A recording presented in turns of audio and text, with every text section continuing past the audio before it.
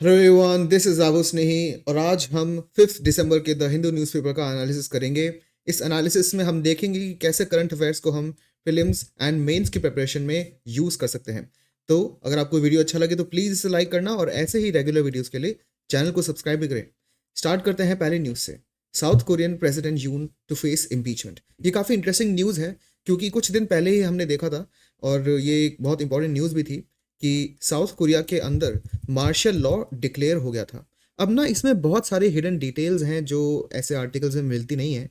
ऊपर से जब ये ऐसी न्यूज़ आती है ना कि साउथ कोरिया का जो प्रेसिडेंट है वो इम्पीच हो रहा है, साउथ कोरिया के अंदर मार्शल लॉ लग रहा था, तो यहाँ तक डिस्कशन नहीं करना होता, हमें इससे एक स्टेप आगे जाना होता है।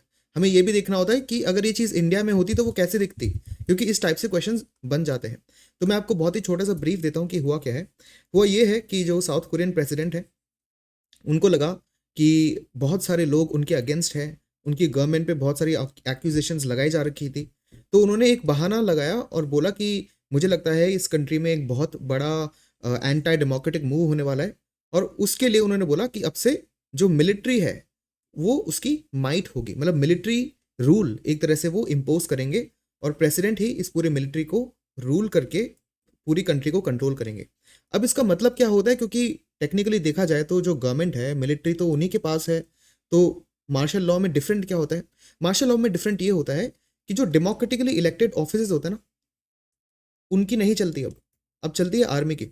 और एक और चीज़ आपको पता है कि आर्मी इलेक्शन से नहीं बनाई जाती, आर्मी के लिए प्रॉपर रिक्रूटमेंट होता है। तो जब आर्मी रूल कर रही है तो वो लोगों के तरफ से रूल नहीं माना जाता, क्योंकि डेमोक्रेसी क्या है? Of the people, for the people, by the people. Democracy लोगों की है, लोगों के लिए है और लोगों के द्वारा है। ठीक है? तो ये जो बाय द पीपल है ना, इसका मतलब कि लोग इलेक्शन करने जाते हैं और खुद के लीडर्स खुद चुनते हैं, कोई और नहीं बन जाता उनका लीडर। फाइन।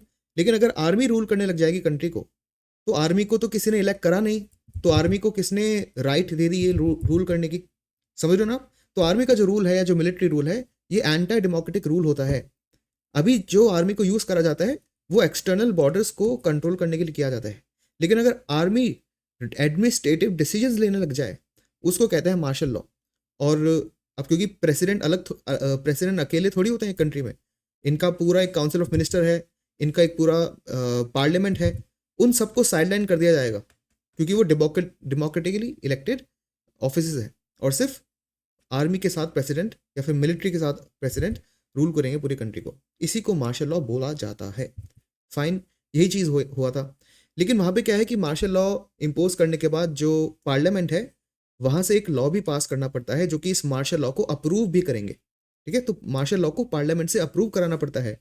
लेकिन जो पार्लियामेंट में मेंबर ऑफ पार्लियामेंट्स थे, उनको पता है कि अगर मार्शल लॉ आ गया तो जो डेमोक्रेटिक ऑफिस हैं उनकी कोई वैल्यू रहेगी ही नहीं। तो 190 के 190 मेंबर ऑफ पार्लियामेंट ने क्या करा? मार्शल लॉ जो है उसके अगेंस्ट वोट कर दिया, और इसलिए मार्शल लॉ नहीं हो पाया। अब पार्लियामेंट यहाँ रुका नहीं, वो उसके एक स्टेप और आगे गया। अब वो क्या कर रहे हैं? इस साउथ कोरियन प्रेसिडेंट को हटाने की कोशिश कर रहे हैं, जिसको इम्पीचमेंट यहाँ पे बोला गया है। फाइन। तो मतलब ये पूरी स्टोरी आपको पता होनी चाहिए। प्रेसिडेंट मार्शल लॉ डिक्लेयर करना चाहते थे, लेकिन पार्लियामेंट ने उसको पहले बात तो मार्शल लॉ को रोका, उसके बाद प्रेसिडेंट को ही अब हटाने का एक प्रोसीजर चालू कर दिया। तो ये जो चीज़ है और ये जितने भी सीक्वेंस है वो आपको पता होना चाहिए। तब इसमें जो टेक्स्ट लिखा है वो यही चीज़ लिखी है कि अभी जो साउथ कोरिया के पार्टीज़ हैं वो प्रेसिडेंट को इम्पीच करने की बात कर रही हैं, क्योंकि उनका जो मार्शल लॉ था वो बहुत शॉर्ट लिव्ड था। शॉर्ट लिव्ड इसलिए था क्योंकि पार्लियामेंट ने उसको अप्रूव नहीं करा। एंड इम्पीच करने के लिए प्रेसिडेंट को पार्लियामेंट का 2/3 सपोर्ट चाहिए, मतलब पार्लियामेंट के 2/3 जो मेंबर्स हैं उनको वोट करना पड़ेगा उनके प्रेसिडेंट को इम्पीच करने के लिए, तभी जाके वो इम्पीच होंगे। उसके अलावा प्लस जो उनका कॉन्स्टिट्यूशनल कोर्ट है, मतलब जो हाईएस्ट कोर्ट है उनकी कंट्री में, उसमें टोटल 9 मेंबर है। तो 9 में से 6 मेंबर्स को इस पूरे इम्पीचमेंट को यस करना पड़ेगा, और पार्लियामेंट में से 2/3 लोगों को वोट करना पड़ेगा, तब जाके ये जो प्रेसिडेंट है ये इम्पीच हो जाएंगे और हट जाएंगे। तो ये प्रोसीजर अब आपको याद रखना है, क्योंकि इम्पीचमेंट इंडिया में भी होता है और वो मैं भी आपको कंपेयर भी करवाऊंगा। बट क्योंकि ये इम्पीचमेंट इंडिया में भी हो रहा है और ये साउथ कोरिया में हो रहा है, ये बहुत बड़ी न्यूज़ है, तो प्रीलिम्स में इसमें अगले साल डायरेक्टली क्वेश्चन बन सकता है कि साउथ कोरिया का इम्पीचमेंट प्रोसीजर किस तरह से है, और इंडिया से कंपेयर करने के लिए मेंस में आपको क्वेश्चन भी दिया जा सकता है, क्योंकि ऐसे क्वेश्चंस आए हैं पास्ट में भी। फाइन। तो यही सारी चीज़ें थी। तो प्रेसिडेंट के अगेंस्ट बहुत सारी प्रोटेस्ट हो रही थी, उनकी गवर्नमेंट के अगेंस्ट बहुत सारे एक्यूजेशंस लग रहे थे इन जनरल। फाइन। एंड इसी के डर के कारण प्रेसिडेंट ने ये मार्शल लॉ इम्पोज कर दिया था।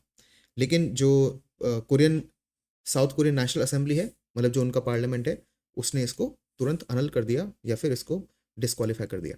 अब क्योंकि साउथ कोरिया न्यूज़ में है बहुत सारे रीजंस की वजह से, आज के ही इस एनालिसिस में मैं आपको फिर से प्लास्टिक पोल्यूशन वाली ट्रीटी का डिस्कशन करूंगा आपके साथ, क्योंकि वो भी एक आर्टिकल यहाँ पर आया है।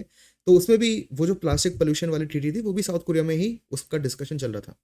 तो साउथ कोरिया की ज्योग्राफी समझना इसलिए ज़रूरी हो जाता है। देखो साउथ कोरिया यहाँ पर है, इसके इस डायरेक्शन में, मतलब ये साउथ कोरिया का हो गया वेस्ट नॉर्थ वेस्ट। तो साउथ कोरिया के नॉर्थ वेस्ट डायरेक्शन में या फिर वेस्ट डायरेक्शन में क्या है, यहाँ पे पूरा चाइना है। ठीक है।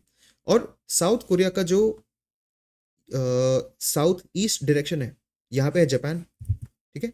साउथ कोरिया के नॉर्थ वेस्ट या फिर वेस्ट डायरेक्शन में क्या है, चाइना। और साउथ कोरिया के साउथ ईस्ट डायरेक्शन में जापान। ये मैं बता रहा हूँ क्योंकि ऐसे क्वेश्चंस बनते हैं, arrange the following countries from west to north और फ्रॉम ईस्ट टू वेस्ट, कैसे भी क्वेश्चंस बन जाएंगे प्रीलिम्स के अंदर। तो आपको ये ज्योग्राफी पता होना चाहिए। ऑब्वियसली साउथ कोरिया के ऊपर नॉर्थ कोरिया है, ये तो काफ़ी ऑब्वियस है। फिर इसमें जो कुछ मेजर सीरीज हैं वो भी आपको पता होना चाहिए। तो जो सोल है वो कैपिटल है, सोल काफ़ी नॉर्थ में है। बुसान, जहाँ पे अभी वो प्लास्टिक पोल्यूशन वाली ट्रीटी की मीटिंग चल रही है, वो साउथ कोरिया के साउथ में है। ठीक है। तो ये भी लोकेशन आपको थोड़ी सी ध्यान रखनी है। साउथ कोरिया और जापान के बीच में जो वाटर बॉडी है ना, ये एक पानी की बॉडी है, इसको बोला जाता है कोरियन स्ट्रेट।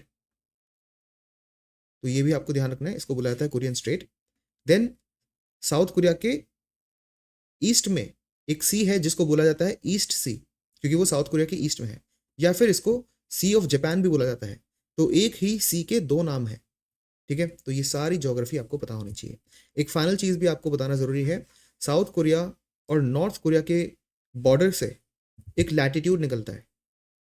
साउथ कोरिया और नॉर्थ कोरिया की बॉर्डर से एक लैटिट्यूड निकलता है, और ये जो लैटिट्यूड है ये 38 डिग्री का है। इसलिए साउथ कोरिया और नॉर्थ कोरिया की बॉर्डर को कभी कभी 38th पैरेलल भी बोल दिया जाता है। ये सारी इंफॉर्मेशन आपके लिए बहुत ज़्यादा ज़रूरी है, इन सब पे क्वेश्चन बनते हैं। फाइन। अब चलते हैं थोड़े से कंपैरिजन के लिए। ये कंपैरिजन न्यूज़ के अंदर मेंशन नहीं है, बट ये ज़रूरी है आपका जानना, तो एक बार देख लेते हैं। देखो मार्शल लॉ जो साउथ कोरिया में डिक्लेयर हुआ है वो प्रेसिडेंट डिक्लेयर कर सकता है इन जनरल। फाइन। लेकिन जो उनकी नेशनल असेंबली है वो उसको ख़त्म भी कर सकती है तुरंत। ये हमने देखा है और ये हुआ भी है। इंडिया में थोड़ा सा डिफरेंट है। देखो मार्शल लॉ इंडिया में कैसे डिक्लेयर करा जाएगा, वो कॉन्स्टिट्यूशन में नहीं लिखा है। ये मैं आपको बता रहा हूँ क्योंकि प्रीलिम्स में ये स्टेटमेंट आ जाएगा। स्टेटमेंट में लिखा होगा कि कॉन्स्टिट्यूशन ऑफ इंडिया ये बताता है कि मार्शल लॉ कैसे इंप्लीमेंट करना चाहिए या कैसे इंप्लीमेंट होगा अगर वो होगा तो। बट ये स्टेटमेंट गलत होगा क्योंकि कॉन्स्टिट्यूशन में नहीं लिखा कि मार्शल लॉ को कैसे इंप्लीमेंट करना है। फाइन। आर्टिकल 34 जो है ना कॉन्स्टिट्यूशन का, उसमें मार्शल लॉ का जिक्र तो है बट वो डिफरेंट कॉन्टेक्स्ट में है। उसमें ये लिखा है कि अगर कोई ऑफिसर है जो मार्शल लॉ के अंदर कुछ क्राइम कर रहा है या कुछ लॉ का वायलेशन कर रहा है, तो पार्लियामेंट उस ऑफिसर को बचा सकता है, क्योंकि मार्शल लॉ होता ही ऐसा है जिसमें मिलिट्री की पावर है, मिलिट्री की माइट है। अब मिलिट्री की अगर ज़रूरत पड़ रही है तो डेफिनेटली बहुत सारे जो फंडामेंटल राइट्स है लोगों के वो वायलेट होंगे ही। तो मार्शल लॉ के दौरान अगर फंडामेंटल राइट किसी ऑफिसर ने कुछ सिटीजन्स के फंडामेंटल राइट का वायलेशन करा है, तो जो ऑफिसर है ना उसको सज़ा नहीं होगी। ये चीज़ लिखी है आर्टिकल 34 के अंदर। लेकिन आपको क्या लगता है कि आर्टिकल 34 में क्या ये लिखा है कि मार्शल लॉ कैसे इंप्लीमेंट होगा? नहीं। क्या इसमें बता रखा है कि मार्शल लॉ का एग्जैक्टली मतलब क्या है, डेफिनेशन क्या है? नहीं। तो ये इन प्रीलिम्स में इन स्टेटमेंट से आपको बचना है। जो लिखा है बस वही सही है, जो नहीं लिखा कॉन्स्टिट्यूशन में वो सब गलत हो जाएगा उस स्टेटमेंट के अंदर। इनफैक्ट इंडिया के पास कोई एक ऐसा लॉ नहीं है जो मार्शल लॉ की डेफिनेशन भी देता हो एंड मार्शल लॉ का पूरा प्रोसीजर भी बताता हो। ये भी आपको ध्यान रखना है, क्योंकि अभी साउथ कोरिया में हुआ है तो ऐसे क्वेश्चंस आ जाएंगे प्रीलिम्स के अंदर। इनफैक्ट जो आर्मी एक्ट है उसके अंदर बहुत सारी चीज़ें लिखी हैं, लेकिन वहाँ पे भी नहीं लिखा हुआ कि मार्शल लॉ की डेफिनेशन क्या है, या फिर मार्शल लॉ अगर इनेक्ट होगा तो क्या क्या प्रोसीजर फॉलो करा हुआ, ये कहीं नहीं लिखा है। तो फिर इंडिया में मार्शल लॉ आएगा कैसे? ऑब्वियसली मार्शल लॉ का मतलब ये है कि जब इंडिया में आर्टिकल 352 के अकॉर्डिंग नेशनल इमरजेंसी आती है, तब हो सके तो जो प्रेसिडेंट है वो मिलिट्री की हेल्प से रूल कर सकता है कंट्री को, जिसको हम इनडायरेक्टली मार्शल लॉ बोल देंगे। इंडिया में इंडिपेंडेंस के बाद आज तक कभी मार्शल लॉ इंप्लीमेंट नहीं हुआ, लेकिन नेशनल इमरजेंसी इंप्लीमेंट हुई है। नेशनल इमरजेंसी इंप्लीमेंट हुई है, मार्शल लॉ इंप्लीमेंट नहीं हुआ है, इतना आपको ध्यान रखना है। इंडिया में जब नेशनल इमरजेंसी इंप्लीमेंट होती है आर्टिकल 352 के अंदर, तब पार्लियामेंट का अप्रूवल हमें भी चाहिए, जैसे साउथ कोरिया को था। ये भी आपको ध्यान रखना है। देन इम्पीचमेंट की बात करें प्रेसिडेंट की, तो देखो यहाँ पे क्या है, जो पार्लियामेंट है उनका, उनमें से 2/3 लोग, 2/3 लोगों की वोटिंग चाहिए इम्पीचमेंट करने के लिए। और उसके बाद मैंने आपको बताया जो उनका टॉप कोर्ट है, उसमें से 9 में से 6 जजेस का क्या चाहिए, उनको वोट चाहिए। इंडिया में थोड़ा सा डिफरेंट है स्टार्टिंग में, तो क्योंकि इंडिया में 2 हाउसेज है, राज्यसभा और लोकसभा, तो एक तो जो इम्पीचमेंट है ना, वो दोनों में से किसी भी हाउस में चालू हो सकता है, पहली बात। दूसरी चीज, जिस भी हाउस में इम्पीचमेंट की वोटिंग होगी, उसके पहले कुछ ना कुछ ये रेजोल्यूशन चालू करना पड़ेगा ना, मतलब किसी को तो बोलना पड़ेगा ना कि भाई मैं प्रेसिडेंट को इम्पीच करना चाहता हूं, तो चलो वोट करते हैं। तो ऐसे कोई भी बोल देगा तो क्या सबकी सुन लेंगे? नहीं। 1/4 मेंबरशिप ऑफ द हाउस चाहिए ये बोलने के लिए कि हमें प्रेसिडेंट का इम्पीचमेंट करना है। ये जरूरी है, आपको ध्यान रखना। कि अगर मान लेते हैं 10 लोग जो है लोकसभा में उठ के आ गए कि भाई हमें तो प्रेसिडेंट पसंद नहीं है, हमें उनको इम्पीच करना है, तो क्या पूरा लोकसभा प्रेसिडेंट की इम्पीचमेंट की वोटिंग करने के लिए बैठ जाएगा? नहीं। तो कितने आने चाहिए? कम से कम 25% या फिर 1/4 लोग लोकसभा के बोल रहे हैं कि हमें प्रेसिडेंट को इम्पीच करना है, तब जाके वोटिंग चालू होगी। फिर जब वोटिंग चालू हो गई, उसके बाद 2/3 मेजोरिटी दोनों हाउसेज में चाहिए। फाइन। तो ये इंडिया में इम्पीचमेंट का प्रोसीजर रहता है प्रेसिडेंट का। तो ये 3-4 चीज़ आपको पता होनी चाहिए, और ये डिफरेंसेस भी आपको पता होने चाहिए। आई होप इससे आपको थोड़ा और एक अंडरस्टैंडिंग मिली हो कि कैसे चीज़ें होती हैं। चलते हैं नेक्स्ट आर्टिकल पे। तो शशि थरूर ने ये आर्टिकल लिखा है जहाँ पे वो जो डोनाल्ड ट्रंप है उनकी पॉलिसीज़ को थोड़ा सा मेंशन कर रहे हैं। तो इन्होंने बहुत सारी चीज़ें लिखी हैं जो रेलेवेंट हैं, और कुछ ऐसी चीज़ें हैं जो रेलेवेंट नहीं है। तो यहाँ पे मैंने समराइज़ करके इनके पॉइंट्स को मेंशन करा है, बट मैं साथ में आपको बताता जाऊँगा एक्स्ट्रा नॉलेज जो आपको चाहिए होगी। तो लास्ट टाइम जब डोनाल्ड ट्रंप प्रेसिडेंट थे यूएस के, तो 2016 में वो इलेक्ट हुए थे, और 2020 तक उनका टेन्योर था। एक और चीज़ आपको ध्यान रखनी है कि यूएस में जो प्रेसिडेंट है वो 4 साल के लिए रहता है, इंडिया में 5 साल के लिए रहता है। दूसरी चीज़, यूएस में जो प्रेसिडेंट है वो कंजेक्यूटिवली, मतलब एक के बाद एक 2 साल तक इलेक्ट हो सकता है, लेकिन फिर वो तीसरे साल से इलेक्शन नहीं लड़ पाएगा। इसलिए जो बराक ओबामा थे वो 2008 से 2012 और फिर 2012 से 2016 अपनी 2 टर्म उन्होंने 4-4 साल की पूरी करी, लेकिन अब वो इलेक्शन लड़ते नहीं है प्रेसिडेंट का, है ना? आपने सुना भी नहीं होगा उनका नाम। ऐसा क्यों? क्योंकि रूल यही है यूएस के अंदर कि 2 टर्म के बाद जो प्रेसिडेंट है वो तीसरे टर्म के लिए इलेक्शन नहीं लड़ सकता। इंडिया में ऐसा कुछ नहीं है। इंडिया में आप जितने भी बार इलेक्शन जीत सको, उतनी बार आप प्रेसिडेंट बन सकते हो। तो ये भी डिफरेंस आपको पता होना चाहिए। एनीवे, जब वो यहाँ पे प्रेसिडेंट थे, उस टाइम पे उनकी एक पॉलिसी थी जिसको आप प्रोटेक्शनिज्म बोल सकते हो, ठीक है? या फिर इनवर्ड लुकिंग, जिसमें उनका जो मोटो था वो था अमेरिका फर्स्ट। इसका क्या मतलब होता है? इसका मतलब ये है कि इनवर्ड लुकिंग मतलब कि वो उन अमेरिका में किसी को कपड़ा चाहिए, किसी को शर्ट चाहिए, तो वो इंपोर्ट कर रहे हैं बांग्लादेश से। अमेरिका में किसी को मैंगो खाना है, तो वो इंपोर्ट कर रहे हैं इंडिया से। अमेरिका में किसी को मोबाइल चाहिए, तो वो इंपोर्ट कर रहे हैं चाइना से। उनका एम क्या है कि हम हमारी कंपनीज से ही इंपोर्ट करें, हमारी कंपनीज से ही हमारी ज़मीन पर इन चीज़ों को मैन्युफैक्चर करेंगे और इस इंपोर्ट को रोकेंगे, ठीक है? तो ये हो गया इनवर्ड लुकिंग पॉलिसी। लेकिन अब अमेरिका में तो ऐसे बहुत सारी कंपनीज है ना, जैसे मान लेते हैं, अब आप ये खुद सोचो कि अमेरिकन इंडिया से मैंगो क्यों इंपोर्ट कर रहे हैं, बांग्लादेश से शर्ट क्यों इंपोर्ट कर रहे हैं, और चाइना से मोबाइल इंपोर्ट कर ही क्यों रहे हैं? क्योंकि यहाँ से उनको थोड़ा सा चीप मिल जाता है, और क्वालिटी भी इतनी कम नहीं है, ठीक है? क्वालिटी भी अच्छी खासी मिल रही है, और जो प्रोडक्ट उनके पास आ रहा है वो सस्ता भी है। तो प्रेसिडेंट ट्रंप ने तो बोल दिया कि भाई हम ये इंपोर्ट रोकेंगे, और हम अमेरिका से ही चीज़ों को मैन्युफैक्चर करेंगे। लेकिन जो प्राइवेट कंपनीज है वो उनकी बात क्यों सुनेगी? तो इसलिए क्या कर देते हैं, वो टैरिफ लगा देंगे। टैरिफ या फिर टैक्स लगा देंगे। टैक्स क्या लगाएंगे कि इंडिया से अगर कोई एल्यूमिनियम का प्रोडक्ट यूएस में जा रहा है तो उस पर 100% टैक्स हो गया।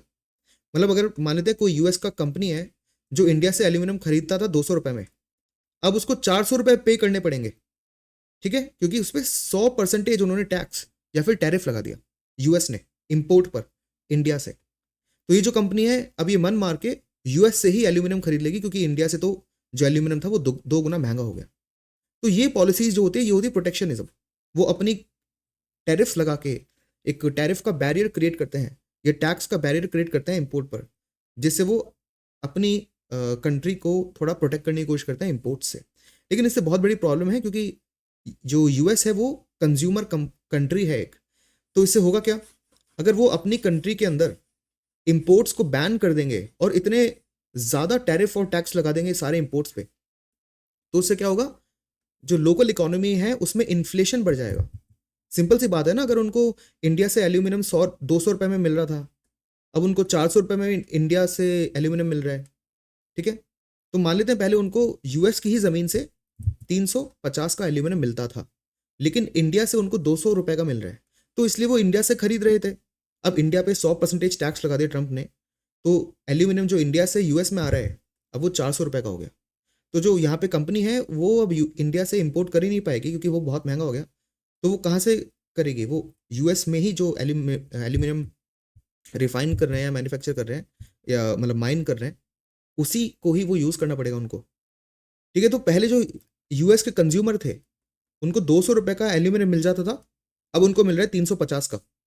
तो लोकल जो उनकी इकोनॉमी है उसमें क्या हो गया, इन्फ्लेशन बढ़ गया, प्राइसेस बढ़ गई। तो ये बहुत बड़ा खतरा है यूएस की इकोनॉमी को, अगर ऐसी प्रोटेक्शनिस्ट पॉलिसी और inward looking policy Donald Trump अब जब, क्योंकि वो इलेक्शन जीत चुके हैं, जनवरी 6 के बाद उनका जो टर्म है वो चालू होगा। अभी तो बाइडन ही है अभी प्रेसिडेंट 1 और महीने के लिए। तो उसके बाद से अगर वो इन्हीं पॉलिसीज़ को दोबारा स्टार्ट करेंगे, और वो बोल चुके हैं कि वो करेंगे, तो ये चीज़ें वापस स्टार्ट हो सकती है।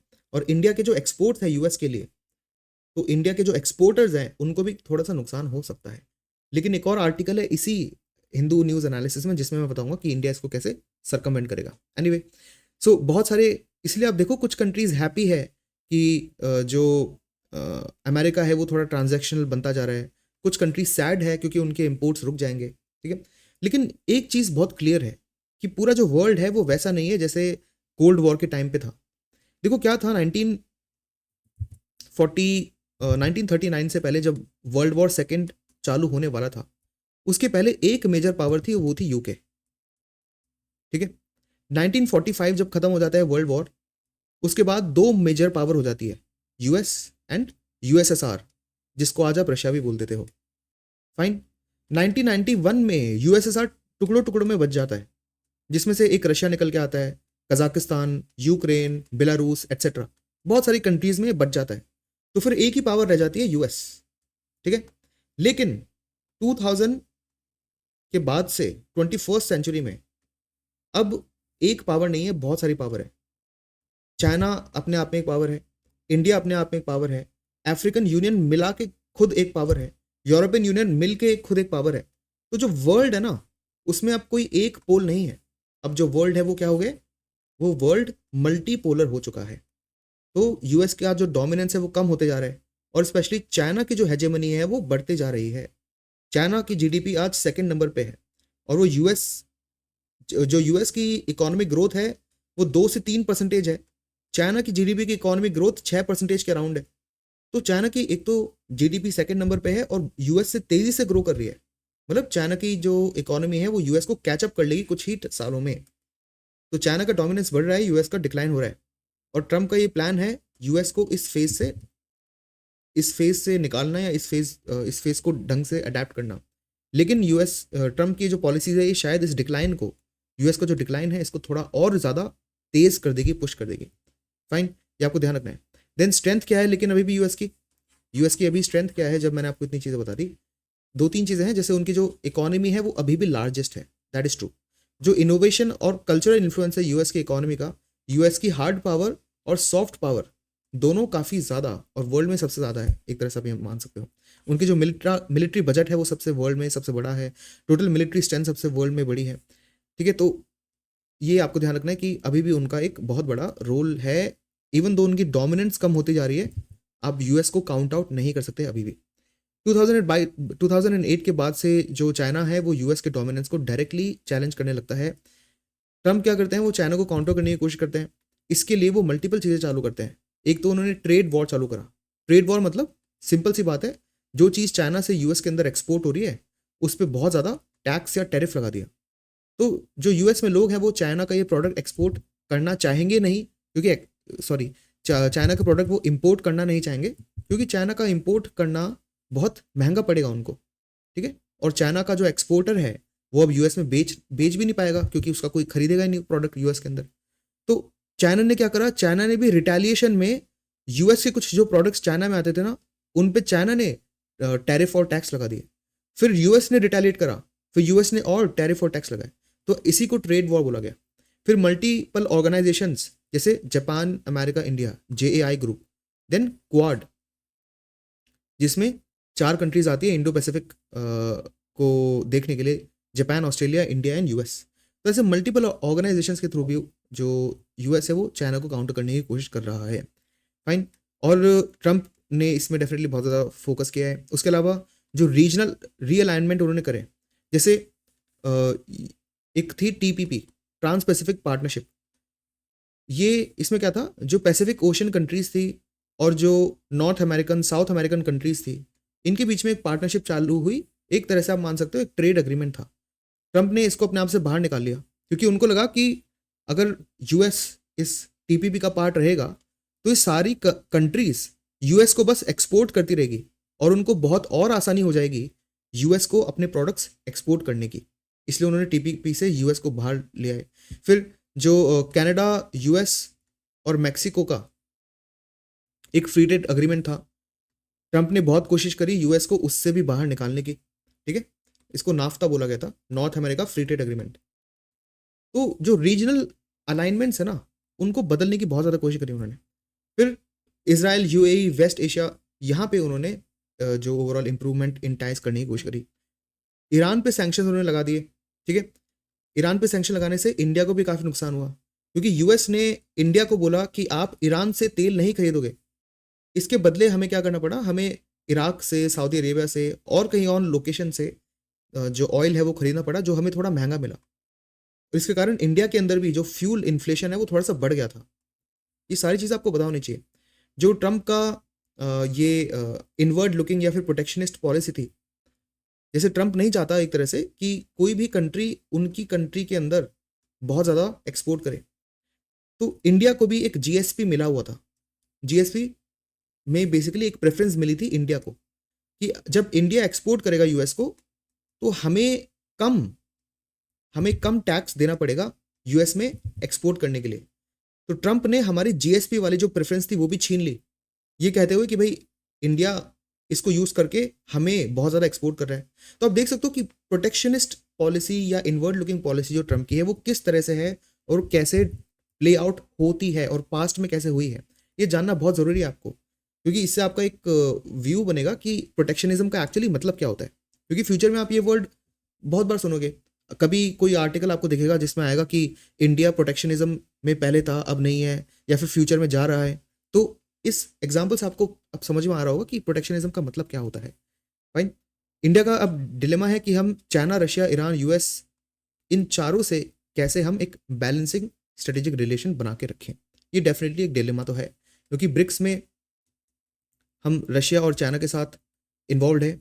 आरआईसी एक ग्रुपिंग है, रशिया, इंडिया, चाइना, इसमें भी हम रशिया और चाइना के साथ इन्वॉल्व है। ब्रिक्स के अंदर ईरान की इंपॉर्टेंस बढ़ रही है, तो ऑब्वियसली वहाँ पे भी हम रशिया, चाइना, इंडिया, ईरान, ये चारों साथ में इन्वॉल्व हैं। जो शंघाई कोऑपरेशन ऑर्गेनाइजेशन है वो भी मिडल ईस्टर्न कंट्रीज़ के साथ और ज़्यादा इंटीग्रेट करने की कोशिश कर रही है, जिसमें इंडिया, रशिया, चाइना है। सो क्वाड में इंडिया यूएस के साथ है। यूएस के साथ इंडिया ने बहुत सारे लॉजिस्टिकल, जैसे लमेवा, देन सीएस मोआ, ऐसे बहुत सारे ट्रेड एग्रीमेंट्स साइन कर रखे हैं। ठीक है, तो द थिंग इज कि इनको बैलेंस करना थोड़ा सा डिफिकल्ट हो सकता है, but that's how we are able to do it. Next, A cut in time economic costs of ban on plastic must be seen with its ill effects on health.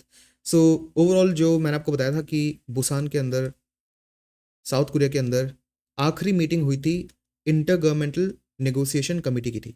ये क्या था, 2022 में डिसाइड हुआ कि 2024 तक हम कोई ग्लोबल प्लास्टिक ट्रीटी बना लेंगे, जिसके बाद से हम कोशिश करेंगे कि प्लास्टिक को बैन करा जाए फ्यूचर में। और इसी चीज़ को बनाने के लिए 2022 से 2024 तक 5 मीटिंग हुई इंटर गवर्नमेंटल नेगोशिएटिंग कमेटी की, और जो 5वीं और आखिरी मीटिंग 2024 में अभी हुई वो थी साउथ कोरिया में, बुसान में, जिसका कुछ अच्छा रिजल्ट निकल के नहीं आया। क्योंकि इंडिया ने भी और बहुत सारी बाकी कंट्रीज ने क्या बोला कि देखो, हम नहीं चाहते कि जो आप फाइनल डॉक्यूमेंट रिलीज करोगे उसमें आप ये लिख दो कि हम प्लास्टिक को इस साल तक इसका प्रोडक्शन रोक देंगे। ऐसी चीज़ मत लिखो। इंडिया ने ये कहा। बहुत सारी कंट्रीज बोल रही थी नहीं, हमें एक टारगेट चाहिए कि हमें, मान लेते हैं, मैं एक एग्जाम्पल ही ले रहा हूँ कि 2080 तक प्लास्टिक प्रोडक्शन को रोक ही देना है। ठीक है, ये मैंने बस एक एग्जाम्पल लिया है 2080 का, ऐसा कुछ ईयर नहीं है, बट बाकी सारी कंट्रीज बोल रही थी कि ऐसा कुछ ईयर टारगेट ले लो। इंडिया और बहुत सारी जो मेजर डेवलपिंग कंट्रीज है उन्होंने बोला ऐसा टारगेट हम नहीं रख सकते। तो एक डेडलॉक आ गया यहाँ पे और कुछ निकल के नहीं आया। तो जो ऑथर है वो उसको एक फेलियर भी बोल रहे हैं बाय द वे। और ये जो इंटर गवर्नमेंटल नेगोशिएटिंग कमेटी थी, इसको UNEP, United Nations environmental programme ने इसको स्पॉन्सर किया था। ये भी आपको पता होना चाहिए। तो ग्लोबल प्लास्टिक्स ट्रीटी बनने वाली थी, इसीलिए ये डिस्कशन हो रहा था। ठीक है, और 2020 से चालू हुआ था, अभी तक ये ट्रीटी बनी नहीं है बाय द वे, ये आपको ध्यान रखना है। तो जो 2022 से 2024 तक ये 5 बार मिले, ये भी हमने देख लिया है। एंड 170 कंट्रीज बुसान में मिली थी, ये भी आपको ध्यान रखना है। ये डायरेक्टली 170 नंबर आपसे पूछा नहीं जाएगा, लेकिन ना ऐसा स्टेटमेंट आ जाएगा प्रीलिम्स में कि यूनाइटेड नेशंस की सारी मेंबर कंट्रीज इस मीटिंग में पार्टिसिपेट कर रही थी। ऐसा नहीं है, क्योंकि यूएन में 193 मेंबर्स हैं टेक्निकली, तो ऑब्वियसली 170 कंट्रीज ही मिली है यहाँ पे। आपको इतना पता होना चाहिए कि यूएन की सारी कंट्रीज नहीं थी बस। ऐसे फिर प्रीलिम्स में आप स्टेटमेंट्स को नेविगेट कर पाओगे। ठीक है, इन 170 में से जो आधी कंट्रीज थी, लगभग आधी कंट्रीज, जिसमें कुछ यूरोपियन यूनियन की कंट्रीज हैं, कुछ पैसिफिक आइलैंड नेशंस हैं। पैसिफिक आइलैंड नेशंस मतलब वो कंट्रीज जो कि पहले तो आइलैंड कंट्रीज हैं और वो पैसिफिक ओशन के अंदर हैं। और ऑब्वियसली हमें पता है कि क्लाइमेट चेंज से ग्लोबल वार्मिंग, क्लाइमेट चेंज के अंदर ग्लोबल वार्मिंग का फिनोमेना एक है। और ग्लोबल वार्मिंग से क्या होता है, जो समुद्र है वो गर्म होके एक्सपैंड होने लगता है। इसको कहते हैं थर्मल एक्सपेंशन। इस एक्सपेंशन के कारण क्या है, जो आइलैंड्स है ना, उनके ऊपर समुद्र का पानी आ जाता है। इसको कहते हैं सी लेवल राइज। और इसके कारण जो आइलैंड्स हैं वो डूबने लग जाते हैं। तो जो पैसिफिक आइलैंड्स हैं डेफिनेटली वो नहीं चाहेंगे कि वो डूब जाए। तो ये एक चीज़ है। दूसरी चीज़, जो प्लास्टिक है वो बड़े बड़े ओशन के बीच में फंस जाता है, अटक जाता है। और जो प्लास्टिक ओशन में डिस्कार्ड कर दिए जाते हैं, ये आइलैंड की कोस्ट पे, आइलैंड कंट्रीज की कोस्ट पे आके इकट्ठे भी हो जाते हैं। तो यहाँ पे भी ये एक बहुत बड़ी प्रॉब्लम क्रिएट करता है। ठीक है, तो ये आपको ध्यान रखना है। इसलिए जो पैसिफिक आइलैंड नेशंस है वो चाहते हैं, क्या चाहते हैं कि उनको पता है कि प्लास्टिक यूजफुल है कुछ हद तक, लेकिन वो एक बहुत बड़ा एनवायरमेंटल हजार्ड है, इसलिए उसको रोकने तक का हमें एक टारगेट रखना चाहिए, एक ईयर का टारगेट रखना चाहिए। जो प्लास्टिक है वो एनिमल्स की बॉडीज में जा चुके हैं, जो इसमें बायो मैग्निफिकेशन भी हो रहा है और बायो अक्यूमुलेशन भी हो रहा है। ये सारे एनवायरनमेंट के टॉपिक हैं। ये मैंने वर्ड यहाँ पे कुछ टर्म्स यहाँ पे लिख दिए हैं जो आपको ध्यान रखने हैं। ठीक है, तो इन दोनों में क्या होता है कि जो प्लास्टिक है वो धीरे धीरे करते करते एक एनिमल के अंदर बढ़ता जाता है, बढ़ता जाता है, बढ़ता जाता है, और उस एनिमल को किसी और एनिमल ने खा लिया, फिर उस बड़ी मछली को और बड़ी मछली ने खा लिया, तो उसके अंदर भी जो प्लास्टिक है वो बढ़ता जाता है, बढ़ता जाता है, बढ़ता जाता है, और फूड चेन में वो आता रहता है। तो ये दोनों प्रोसीजर हैं। लेकिन जो लार्ज डेवलपिंग कंट्रीज हैं जैसे इंडिया, वो ये बोल रहे कि इसमें उनका थोड़ा इंटरेस्ट इन्वॉल्व है।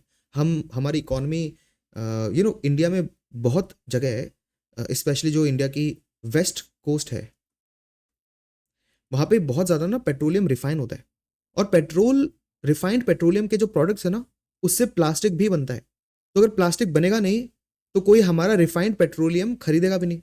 ठीक है, तो ये पूरी इकोनॉमिक साइकिल में एक झटका आ सकता है। इसलिए इंडिया नहीं चाहता कि कोई वर्ड या टेक्स्ट में ही लिखा हो कि हमें प्लास्टिक को ख़त्म करना है किसी साल तक। फाइन, ये आपको ध्यान रखना है। और हम क्या बोलते हैं डेवलपिंग कंट्रीज, ये या जो लार्ज डेवलपिंग कंट्रीज है वो ये बोल रही है कि जो प्लास्टिक प्रोडक्शन का कट है वो एक ट्रेड बैरियर है। क्योंकि देखो क्या होगा अगर प्लास्टिक ट्रीटी आ गई, ठीक है, अब इंडिया तो उसको यस करेगा नहीं, और प्लास्टिक ट्रीटी में लिखा होगा कि भाई इस साल तक प्लास्टिक प्रोडक्शन खत्म कर दो। इंडिया ये चाहता नहीं, तो इंडिया इसको साइन नहीं करेगा। तो जो कंट्रीज इसको साइन कर रही हैं वो आपस में एक ग्रुप बना लेगी और इंडिया से ट्रेड करेंगी ना, तो बच बच के करेगी, धीरे धीरे करेगी। और इंडिया के ट्रेड पे हो सकता है कुछ सैंक्शंस भी लगा दें, क्योंकि इंडिया इस ट्रीटी का मेंबर नहीं है। तो मतलब लार्ज डेवलपिंग कंट्रीज बोल रही हैं कि भाई आप तो एक ट्रेड बैरियर बनाने के पीछे पड़ गए। बट ये जो डिस्कशन है और ये सारे पॉइंट्स आपको पता होने चाहिए। Next, India's focus on West Africa. So Africa इतना बड़ा है ये आपको पता है ही। ये पूरा वेस्ट अफ्रीकन रीजन आता है, ठीक है। तो यहाँ पे तो है गल्फ ऑफ गिनी, यहाँ पे है नाइजीरिया जिसकी बात हम कर रहे हैं, और यहाँ पे एक बहुत बड़ा इक्वेटोरियल फॉरेस्ट भी है। एनीवे, तो हुआ क्या था कि इंडिया यहाँ पर है, यहाँ पे अफ्रीका है, और यहाँ पे है ब्राज़ील। तो अभी पिछले महीने जो इंडियन प्राइम मिनिस्टर है वो ब्राज़ील में गए थे G20 की समिट अटेंड करने, लेकिन उसके पहले वो नाइजीरिया में रुके और फिर ब्राज़ील गए, ठीक है। तो ये एक बहुत बड़ी विजिट थी, क्योंकि पिछले 17 साल में पहली बार कोई इंडियन प्राइम मिनिस्टर नाइजीरिया में गया था। तो ये एक बहुत बड़ा मूव था ये। फाइन। और अपने पहले 2 टर्म में भी जो प्राइम मिनिस्टर है वो 10 अफ्रीकन कंट्रीज जा चुके हैं, युगांडा जैसे। सो द थिंग इज कि यहाँ पे ऑथर बोल रहे हैं कि इंडिया जो है वो धीरे धीरे वेस्ट अफ्रीका में अपना जो एक स्टैचर है और एक अपनी पोजीशन है उसको स्ट्रॉन्ग करने की कोशिश कर रहा है। देखो नाइजीरिया लार्जेस्ट इकोनॉमी है और लार्जेस्ट डेमोक्रेसी है अफ्रीका की। अब ये जो स्टेटमेंट है ना, इसमें कुछ गलती है। लार्जेस्ट डेमोक्रेसी मतलब कि वो एक ऐसी डेमोक्रेटिक कंट्री है जिसकी पॉपुलेशन सबसे ज़्यादा है। तो ये स्टेटमेंट तो सही है कि नाइजीरिया की पूरे अफ्रीका में सबसे ज़्यादा पॉपुलेशन है, लेकिन ये स्टेटमेंट थोड़ा सा गलत है, क्योंकि जितने भी आप ऑनलाइन रिसोर्सेज सर्च करोगे वहाँ पे आपको दिखेगा कि नाइजीरिया 4th लार्जेस्ट इकोनॉमी है। लार्जेस्ट मतलब नंबर 1 पे नहीं आती वो 4th नंबर पे आती है पूरे अफ्रीका में। तो ये आपको ध्यान रखना है। ये मैंने इंक्लूड ही इसलिए करा है क्योंकि अगर आपने पेपर पढ़ा है तो प्लीज़ इसको आप करेक्ट करना। ये 4th लार्जेस्ट इकोनॉमी है नाइजीरिया, अफ्रीका में लार्जेस्ट इकोनॉमी नहीं है, ठीक है। नाइजीरिया डेफिनेटली, एक और चीज़ इंपॉर्टेंट है, नाइजीरिया क्योंकि लार्जेस्ट इकोनॉमी नहीं है, 4th लार्जेस्ट इकोनॉमी है, लेकिन सबसे ज़्यादा पॉपुलेशन नाइजीरिया के अंदर है और जीडीपी भी उनकी अच्छी खासी है। तो वेस्ट अफ्रीका में नाइजीरिया का काफ़ी अच्छा इन्फ्लुएंस है। तो अगर आप नाइजीरिया से अच्छे रिलेशंस बना रहे हो तो वेस्ट अफ्रीका से और बाकी कंट्रीज से रिलेशन बनाना डिफिकल्ट नहीं होगा, ठीक है। तो ये आपको ध्यान रखना है। देन जो नाइजीरिया है वो इंडिया से वेपन परचेज करना चाहता है, क्योंकि डेफिनेटली वहाँ पे भी कुछ टेररिस्ट ऑर्गेनाइजेशंस है, पर्टिकुलरली बोको हरम, उनसे डील करने के लिए। सो इंडिया धीरे धीरे नाइजीरिया का एक की डिफेंस सप्लायर बनता आ रहा है।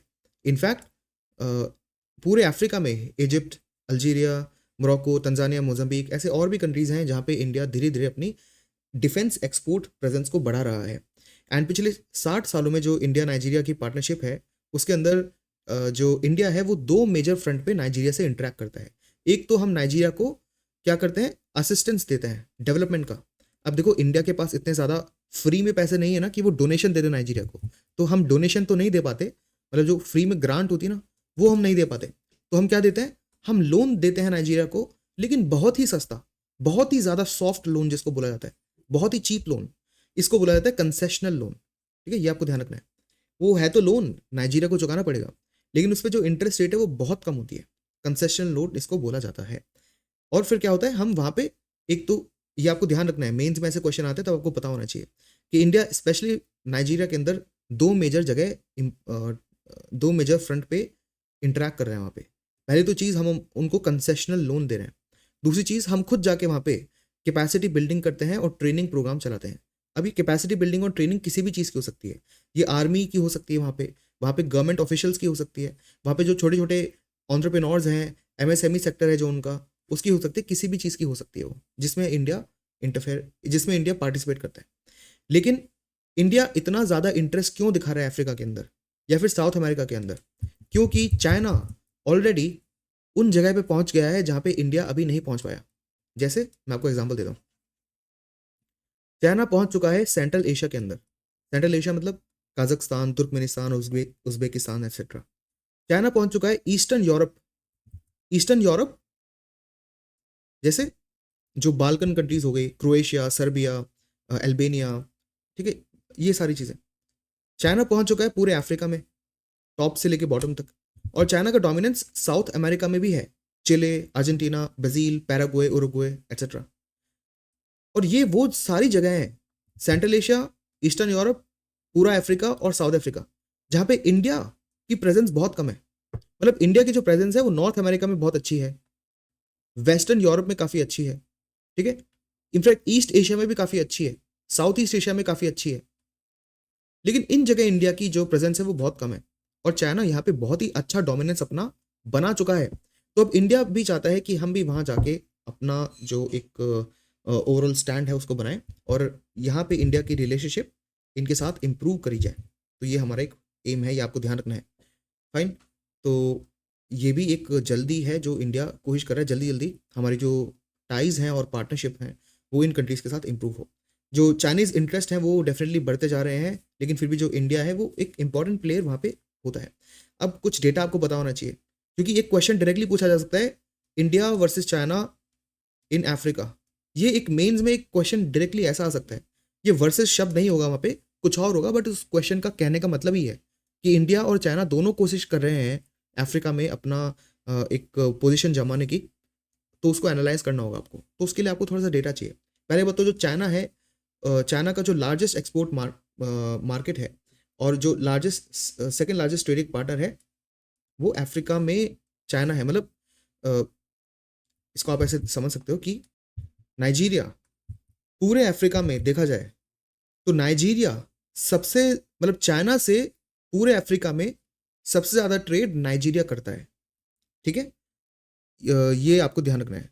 और सॉरी, ट्रेड नहीं, पूरे चाइना में सबसे ज़्यादा जो एक्सपोर्ट एक्सेप्ट करता है या फिर सबसे ज़्यादा जो इंपोर्ट करता है चाइना से, वो नाइजीरिया है, ठीक है। तो मतलब पूरे अफ्रीका में अगर चाइना किसी कंट्री को सबसे ज़्यादा अपना प्रोडक्ट एक्सपोर्ट कर रहा है तो वो है नाइजीरिया, ठीक है। और अगर आप टोटल ट्रेड की बात करो जिसमें आप एक्सपोर्ट और इंपोर्ट दोनों को जोड़ लो, तो पूरे ट्रेड में Nigeria second largest trading partner है चाइना का अफ्रीका के अंदर, ठीक है। और मैंने आपको क्या बताया, क्योंकि नाइजीरिया की इकोनॉमी इतनी बड़ी है, उसकी पॉपुलेशन इतनी बड़ी है, उसका इन्फ्लुएंस पूरे अफ्रीका में बहुत ज़्यादा है, स्पेशली वेस्ट अफ्रीका में काफ़ी ज़्यादा है, ठीक है। तो और अगर चाइना का सबसे लार्जेस्ट मार्केट अफ्रीका में नाइजीरिया है, second largest trading partner Africa में नाइजीरिया है, तो मतलब चाइना का तो इन्फ्लुएंस नाइजीरिया में काफ़ी अच्छा है। और मैंने आपको अभी बताया, अगर नाइजीरिया से आप अच्छे रिलेशन हैं आपके और काफ़ी इंटीग्रेटेड इकोनॉमी है, तो बाकी आसपास वाली जो कंट्रीज़ हैं उनसे भी इंटीग्रेटेड रिलेशन होना कोई बड़ी बात नहीं रहेगी, ठीक है। और जो चाइना है वो नाइजीरिया का थर्ड लार्जेस्ट एक्सपोर्ट मार्केट भी है। तो ये डेटा याद रखने की इतनी ज़रूरत नहीं है, बट ये दोनों फैक्ट्स आपको याद रखने पड़ेंगे, ये याद रखने की जरूरत नहीं है। बट द थिंग इज कि दोनों की इकोनॉमी काफ़ी इंटीग्रेटेड है, और एक लिक्की डीप सी पोर्ट है जो चाइना ने फंड करा है। अब ये याद रखना बहुत ज़रूरी है, क्योंकि इस साल प्राइम मिनिस्टर नाइजीरिया में गए हैं और ऐसे बहुत सारे आर्टिकल्स भी आए थे कि चाइना और इंडिया कंपीट करेंगे नाइजीरिया के अंदर। तो ये जो फैक्ट है ना, ये बहुत ज़्यादा न्यूज़ में था। तो इससे प्रीलिम्स में डायरेक्टली क्वेश्चन आ सकता है कि ये लिक्की डीप सी पोर्ट है कहाँ और किसने बनाया है। चाइना ने बनवाया है, लेकिन कहाँ पे? नाइजीरिया के अंदर। फाइन। ये आपको ध्यान रखना है। और चाइना की बहुत सारी कंपनीज नाइजीरिया के यूथ को टीच कर रही है, ट्रेन कर रही है, वहाँ पे माइनिंग सेक्टर में बहुत ज़्यादा वर्क कर रही है। सो आप देख सकते हो कि चाइना ने जो अपनी प्रेजेंस है नाइजीरिया में और बाकी अफ्रीकन कंट्रीज़ में वो बहुत ज़्यादा बढ़ा ली है। एक तरह से अफ्रीका को उन्होंने चाइना पर डिपेंडेंट बना लिया है। लेकिन इंडिया का एम ये नहीं है, हम नहीं चाहते कि अफ्रीका हमारा डिपेंडेंट बन जाए, हम तो इक्वल पार्टनर्स बनना चाहते हैं। तो ये चाइना और इंडिया की अप्रोच में डिफरेंस भी आपको पता होना चाहिए। फाइन। एक और प्रॉब्लम की बात यह है, और ये डेटा भी आपके पास होना चाहिए, कि अभी जो इंडिया और नाइजीरिया का ट्रेड है ना, बायलैटरल हर साल का, वो $8 बिलियन के अराउंड है। लेकिन 2021 में वो $15 बिलियन के अराउंड था। तो एक तरह से आप ये कह सकते हो कि पिछले 4 साल में इंडिया और नाइजीरिया का जो बायलैटरल ट्रेड है वो 50% गिर गया या आधा हो गया।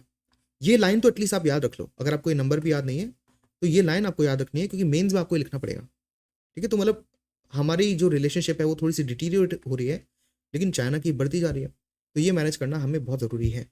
Next, India backs UN resolution calling for Israel's exist. ये एक बहुत ही इंटरेस्टिंग न्यूज़ है।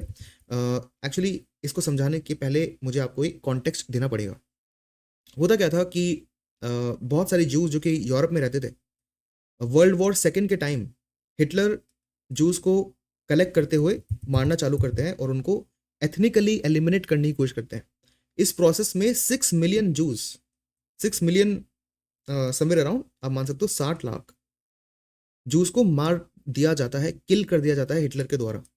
तो बहुत सारे लोग यूरोपियन यूनियन छोड़ के, यूरोप छोड़ के यूएस में जाते हैं और बहुत सारे जूस लौट के वापस इस एरिया में आते हैं जो वो मानते हैं कि हिस्टोरिकली जूस का ओरिजिन यहीं से हुआ है। फाइन। लेकिन जब जूस लौट के आते हैं यहाँ पे 1946 के अराउंड, तब यहाँ पे अरेबिक पैलेस्टीनियंस रह रहे हैं बहुत ही सालों से, हंड्रेड्स ऑफ ईयर्स से यहाँ पे अरेबिक स्पीकिंग पैलेस्टीनियंस रह रहे थे। फाइन। अब जूस क्योंकि यूरोप में वो रह नहीं सकते हिटलर की वजह से, तो कुछ तो यूएस में चले गए और कुछ को लगा कि क्यों ना हम वहीं पे चले जाए जहाँ पे 1000 साल पहले हम रहा करते थे। ठीक है, तो ये थोड़ा यहाँ पे हज़ारों सालों का थोड़ा सा कॉन्सेप्ट है, बट उन सालों में यहाँ पे पैलेस्टीनियन अरब्स रह रहे हैं अब 100 साल, मतलब बहुत hundreds and hundreds of years से। तो यहाँ पे उस टाइम ना ब्रिटिश और फ्रांस दोनों इस रीजन में बहुत ज़्यादा एक्टिव भी थे, मतलब मिडल ईस्ट में ब्रिटिश एंड फ्रांस बहुत ज़्यादा एक्टिव भी थे। तो ब्रिटिश ने अलाउ करा जूस को यहाँ पे सेटल करना। ठीक है, ब्रिटिश ने यहाँ पे जूस को सेटल करना अलाउ करा। उसके बाद क्या होता है, एक वॉर होता है, क्योंकि जो आसपास वाली अरेबिक स्पीकिंग कंट्रीज थी उनको लगा कि यहाँ पे जो पैलेस्टीनियन अरब्स हैं उनको तो अपने घर से निकाल के जूस को सेटल करा जाता है। फिर जूस को लगा कि अगर हम यहाँ नहीं रहेंगे तो हम जाएंगे कहाँ। तो बहुत ज़्यादा कॉम्प्लिकेटेड एक इशू बन जाता है, उसके कारण वॉर भी होता है। एनीवे, यूएन बीच में आता है, तब तक यूएन बन जाता है। बताइए 1945 में यूएन बनता है। उसके पहले लीग ऑफ नेशंस था जो कि फेल हो गया था। इसके बाद 1945 में वर्ल्ड वॉर सेकंड खत्म होने के बाद यूनाइटेड नेशंस बन जाता है और वो एक प्लान डिसाइड करते हैं 1947 में कि क्यों ना हम इस पूरी ज़मीन को इस ऐसे ना डिवाइड कर दें। जो वाइट वाला एरिया है ये हम जूस को दे देंगे और जो ग्रीन वाला एरिया है यहाँ पे जो पैलेस्टीनियन अरब्स हैं वो रह सकते हैं। फाइन, ये डिवाइड हो गया। लेकिन उसके बाद वॉर चलता है, बहुत सारे वॉर्स होते हैं, छोटे छोटे, 2-3 बड़े वॉर हैं बट फिर भी छोटे छोटे वॉर्स चलते रहते हैं। और इसराइल जो है वो धीरे धीरे करते करते, अब देखो ये लैंड थी ना पूरी, इसमें पैलेस्टीन का ये जो ग्रीन पोर्शन है,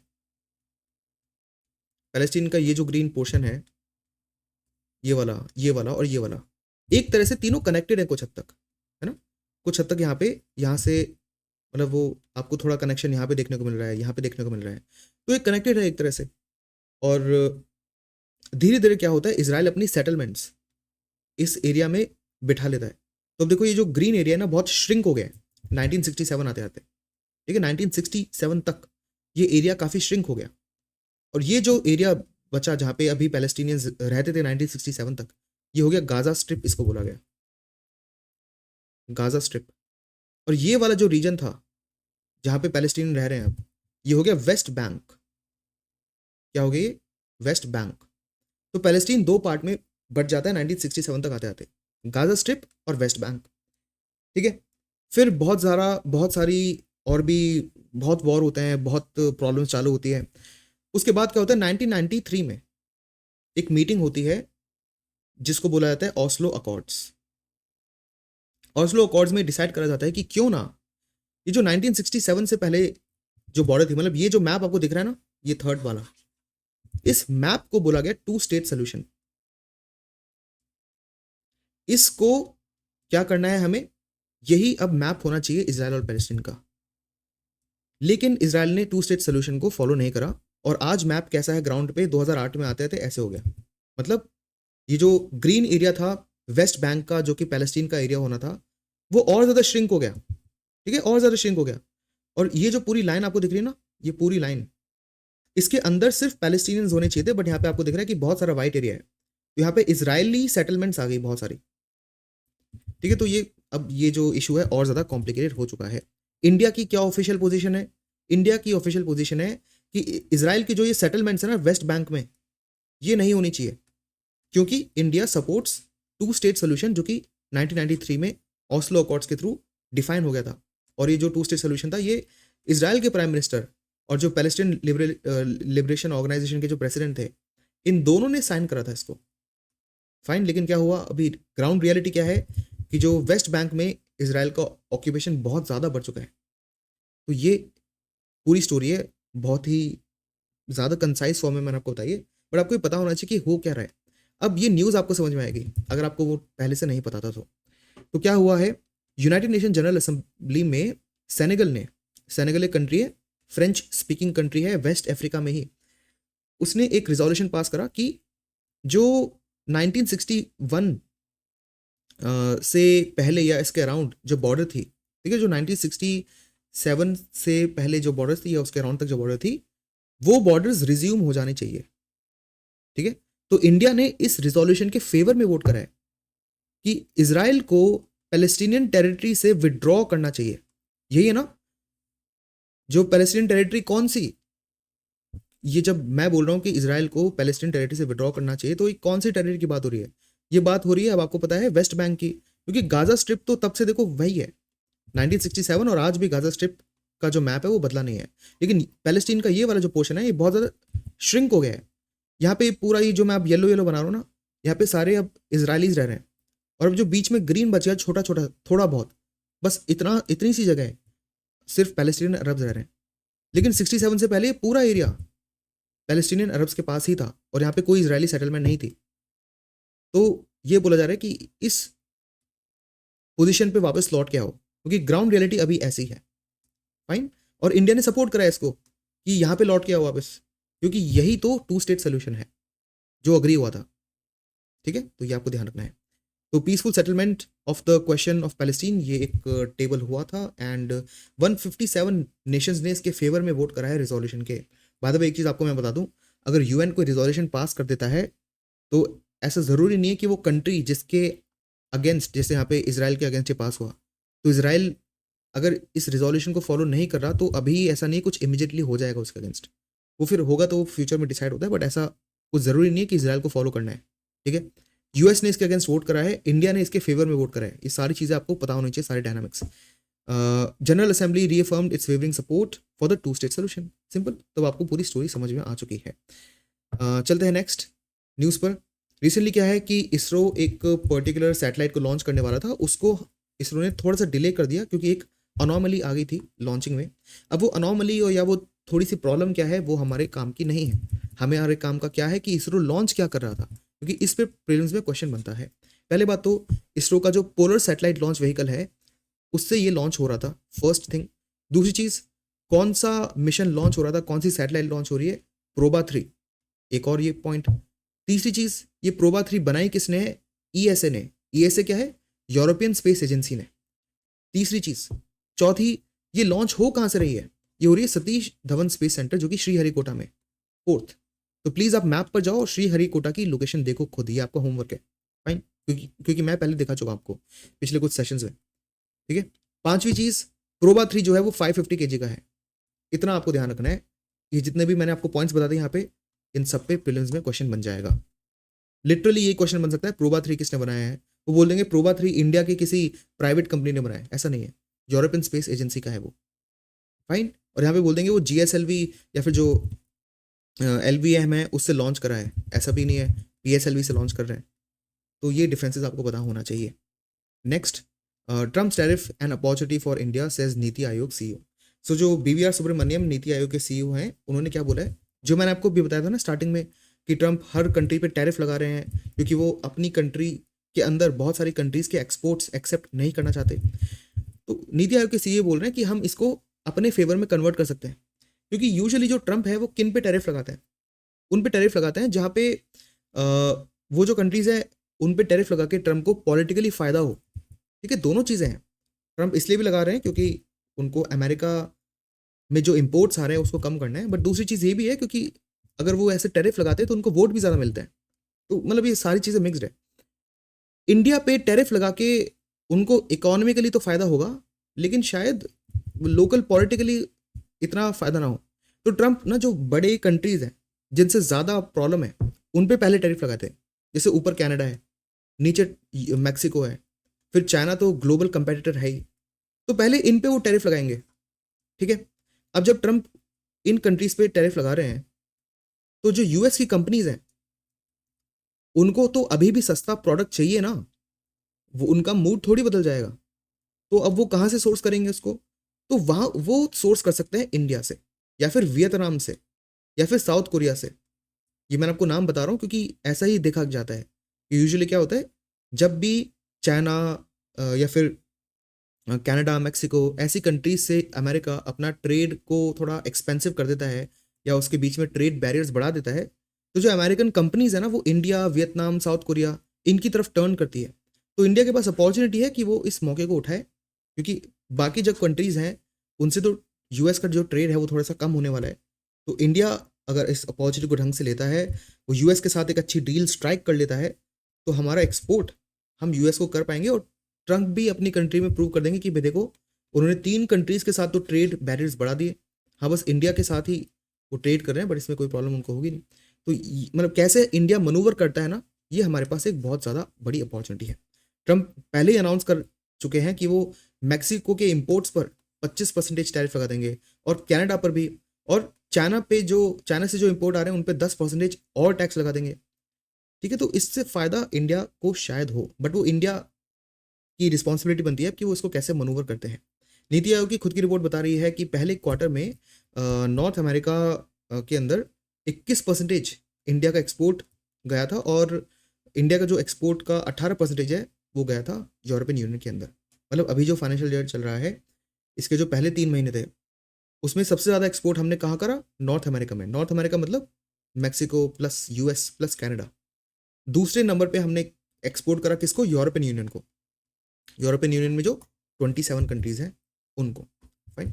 सो आज के लिए इतना ही डिस्कशन, मिलते हैं नेक्स्ट न्यूज़ के एनालिसिस में, and have a good day.